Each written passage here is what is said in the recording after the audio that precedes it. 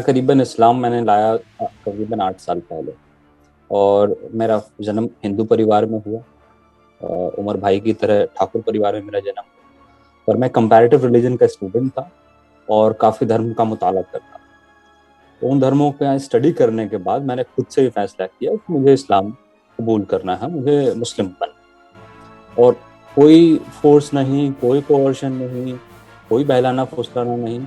मतलब जितने सारे जो बच्चों को मैं जानता हूँ अपने आसपास जो मुस्लिम हुए हैं, उनमें से कोई भी इतनी कम अकल का नहीं है कि मतलब किसी के बहलावे में बहकावे में आ जाएगा, किसी के जबर के आगे झुक जाएगा। तो मैं तो ऐसा नहीं जानता हूँ किसी ने इस्लाम कबूल किया हो या मुस्लिम बना हो किसी के जबर में। ये है कि आप अमीर हो जाएंगे, आपके पास गाड़ी होगा, बंगला होगा, सिर्फ आप मुस्लिम बन जाइए, इस्लाम कबूल कर लीजिए, ये कोई भी इस बात को मानने के लिए तैयार नहीं।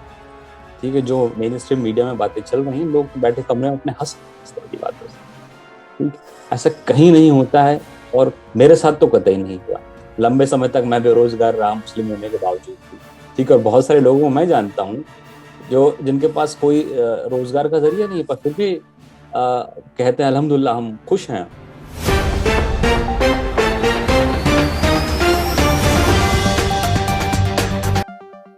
अल्पा न्यूज से मैं हूं आपके साथ नदीम अकरम।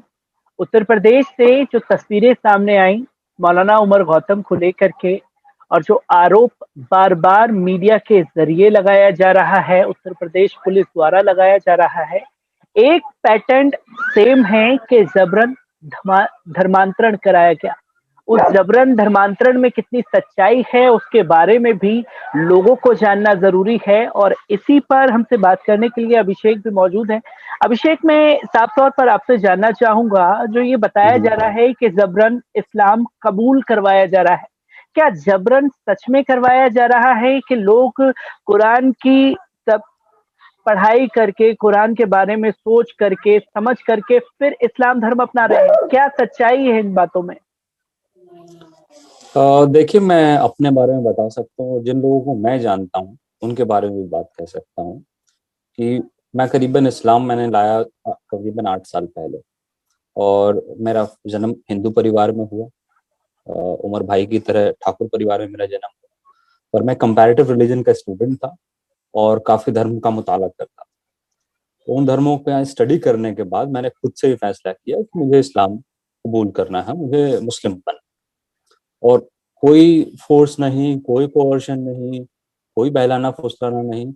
मतलब जितने सारे जो बच्चों को मैं जानता हूँ अपने आसपास जो मुस्लिम हुए हैं, उनमें से कोई भी इतनी कम अकल का नहीं है कि मतलब किसी के बहलावे में बहकावे में आ जाएगा, किसी के जबर के आगे झुक जाएगा। तो मैं तो ऐसा नहीं जानता हूँ किसी ने इस्लाम कबूल किया हो या मुस्लिम बना हो किसी के जबर में।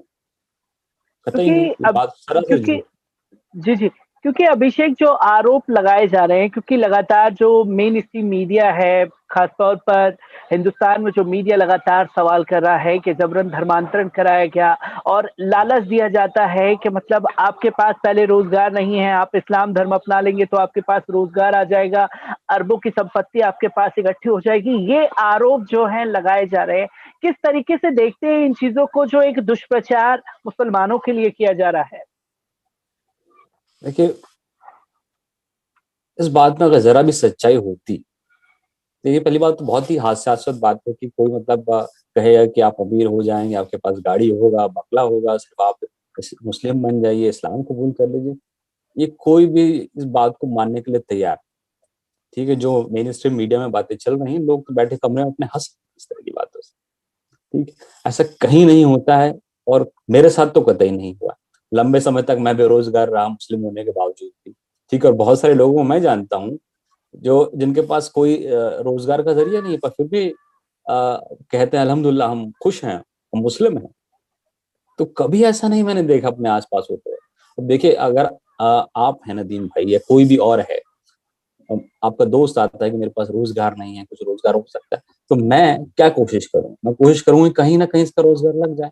अब मैं ये गारंटी नहीं कर सकता हूँ उसका रोजगार लग जाए क्योंकि वो मुस्लिम हो गया। ये कोई भी गारंटी नहीं दे सकता इस बात।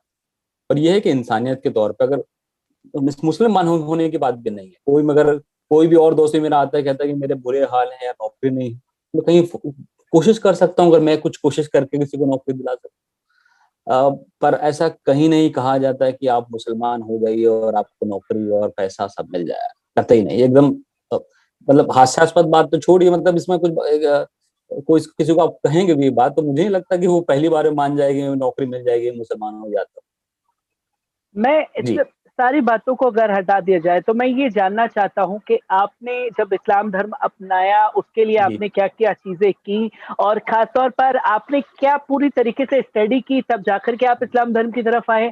किस तरीके से आपने सारी चीज़ों को किया है? मैं जानना चाहता हूँ और दर्शक भी जानना चाहेंगे कि जी आखिरकार किस तरीके से आप जो हैं इस्लाम धर्म में आए? देखिए, मैं बहुत लंबे समय तक चर्च भी जाता रहा, उनका जो लिटरेचर था उसको भी पढ़ता रहा, और जो बेसिक बुक्स हो सकती थी किसी भी धर्म को जानने के लिए, उन सबको मैंने मतलब एक कंपैरेटिव फ्रेमवर्क में स्टडी की। और करीबन आज से 9 साल पहले मैंने मन बनाया कि ये धर्म मुझे सूट करता है, मुझे अच्छा लगता है, और मुझे लगता है इसमें सच्चाई है, इसलिए मैंने कबूल किया। और इसका एक लंबा प्रोसेस होता है। आप ये नहीं कि मतलब देखिए, कोई अपने दिल में मान ले कि मैं मुस्लिम हूँ और वो उसी तरीके से व्यवहार करे तो मुसलमान है, बात सही है। पर ये जो डॉक्यूमेंट्स बनने का जो प्रोसेस है, एक बहुत लंबा प्रोसेस होता है। मैं अपने केस की बात बताता हूँ कि ऐसा नहीं है कि किसी काजी से जाके आपने सर्टिफिकेट ले लिया तो वो काफी हो जाएगा। पहली बात तो इतनी आसानी से कोई काजी आपको सर्टिफिकेट दे भी नहीं सकता। आप डिस्ट्रिक्ट मजिस्ट्रेट के सामने हाजिर होते हैं और वहां आप कहते हैं कि मैं अपनी, कहते क्या है, अगर ये बात सच नहीं है कि आप किसी कोर्शन में नहीं कर रहे हैं, तो वहीं पर डिस्ट्रिक्ट मजिस्ट्रेट आपको वो साइन करके पेपर नहीं देगा। और वो अगर साइन करके आपको डॉक्यूमेंट नहीं मिलेगा तो कोई भी काजी हिम्मत नहीं कर सकता है कि आपको डॉक्यूमेंट बना के दे। ठीक है, ये मतलब कोई अपने घर से ये काम शुरू नहीं कर सकता जब तक उसमें एक सरकारी एजेंसी इन्वॉल्व ना हो। तो जितने केसेस मैं जानता हूँ, और मैं खुद का केस अपना बता रहा हूँ, कि मैं डिस्ट्रिक्ट मजिस्ट्रेट के सामने गया, एक बार नहीं 2 बार गया, वहां पे डॉक्यूमेंट बना। ठीक है, फिर उन्होंने तफ्तीश की कि आदमी सही बोल रहा है कि नहीं बोल रहा है, कोई इसको बहला फुसला के तो नहीं लाया है, कोई इसके साथ बंदूक रख के तो सर पे नहीं लाया है। ऐसा कुछ नहीं था कि मेरे केस में, बहुत सारे केसेस जिनको मैं जानता हूँ, वो डॉक्यूमेंट लेके आप किसी के पास जाएंगे तब कोई काजी आपको एक सनद बना के दे सकता है। जी। ठीक है, तो एक लंबा प्रोसेस है, कोई बहुत आसान प्रोसेस नहीं है आप गए और आपने सर्टिफिकेट लिया और आप मुस्लिम हो गए। ठीक है, वो एक बहुत ही बचकानी सी बात है। क्योंकि अभिषेक मैं यहाँ ये भी जानना चाहता हूँ क्योंकि जैसे कि मीडिया में खबरें आई मौलाना उमर गौतम को लेकर के जब उन्होंने इस्लाम धर्म अपनाया तो उनके परिवार का जो रवैया था उन्हें खानदान से बेदखल कर दिया गया। फिर मौलाना उमर गौतम ने अपनी एक अलग पहचान बनाई। क्या आपके साथ भी ऐसा ही कुछ रवैया आपके परिवार का रहा? परिवार वालों का रिएक्शन कैसा था आपके साथ में? देखिए, शुरुआती दिनों में तो कोई भी परिवार इस बात को मानने के लिए कतई भी तैयार नहीं होता। पहले तो लगता है कि बच्चा मजाक कर रहा है, सिर्फ देखना चाहता है। उसके बाद जब लगता है कि सीरियस है, बच्चा नमाजें पढ़ रहा है, रमजान में रोजे रख रहा है, वगैरह वगैरह, तो थोड़ा सा परिवार डरने लगता है। तो फिर कोशिश करता है कि बच्चे को किसी तरीके से वापस अपने दीन में ले आए। तो मेरे साथ भी ऐसा हुआ, लंबे समय तक तो घर वालों से बात नहीं हो पाती थी।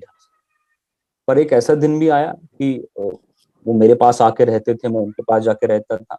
और कई बार जब नमाज का वक्त होता, क्योंकि मेरे घर के आसपास कोई मस्जिद नहीं था, तो मैं अपने घर में नमाज पढ़ता था। मेरे घर वालों को कोई दिक्कत नहीं रही।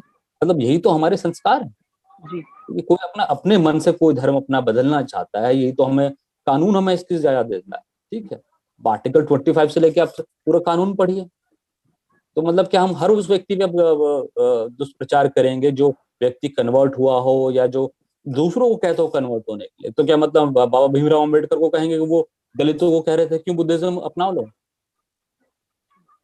ठीक है, तो ये बात तो बिल्कुल भी कहीं ठहरती नहीं है लॉजिक के साथ। जैसे कि हमने सुना और पढ़ा भी है कि संविधान जो हमें ये राइट देता है कि हमें कौन से बिल्कुल। धर्म को अपनाना है, कौन से को नहीं अपनाना है। पर मैं इस बीच ये जानना चाहता हूँ मौलाना उमर गौतम को लेकर के जो तस्वीरें मीडिया में बताई जा रही हैं, दिखाई जा रही हैं, एक आतंकी की तरह जो है उनकी किस तरीके से देख रहे हैं इन चीज़ों को? एक आखिरी सवाल मैं आपसे लेना चाहूँगा। देखिए, जितना मैं उमर गौतम साहब को जानता हूँ, उन्होंने कभी किसी के साथ ऊंची आवाज में बात नहीं। अब ये पता नहीं क्या क्या लोग बता रहे हैं, मेन स्ट्रीम मीडिया उनको आतंकी बताने की। अब देखिए, ये बात पता नहीं मुझे कहनी चाहिए कि नहीं, लंबे समय तक काफी टाइम तक उनके खुद के बेटे के पास नौकरी नहीं। जो व्यक्ति अपने बेटे को एक सही नौकरी नहीं दिला सकता है, जो खुद मुस्लिम परिवार में बड़ा हुआ, वो दूसरों को नौकरी दिलाने की बात कैसे कर सकता है? ठीक है। और हम जानते हैं, कई बार हम जब ऑफिस में मिलते थे, तो हम सब ज्यादातर लोग, और खासकर ये काजी जहांगीर कासमी साहब, अपने घर से कुछ बनवा के लाए ताकि हमें बाहर से पैसे खर्च करके कुछ खरीदना ना पड़े। ठीक है। तो ऐसा नहीं था कि मतलब पैसे ही पैसे थे, फंड ही फंड था किसी भी काम को करने के लिए, बिल्कुल नहीं था। कई बार तो जितने भी जो कन्वर्ट भाई थे वो पैसे जोड़ के प्रोग्राम करते थे। ठीक है। तो ये बात तो मेरी समझ में तो नहीं आई बिल्कुल। अभिषेक इस वक्त लाइन पर हमारे साथ मौजूद थे, जहां अभिषेक की बात को रखना इसलिए ज्यादा जरूरी हम लोगों ने समझा क्योंकि जो तस्वीरें मीडिया के जरिए सामने आ रही हैं मौलाना उमर गौतम को लेकर के जबरन धर्मांतरण किया जा रहा है। जबरन धर्मांतरण यहाँ कुछ नहीं है, सिर्फ एक इमेज बनाई जा रही है लोगों के सामने, जिससे एक वोट बैंक की राजनीति की जा सके। शुक्रिया हमसे जुड़ने के लिए अभिषेक।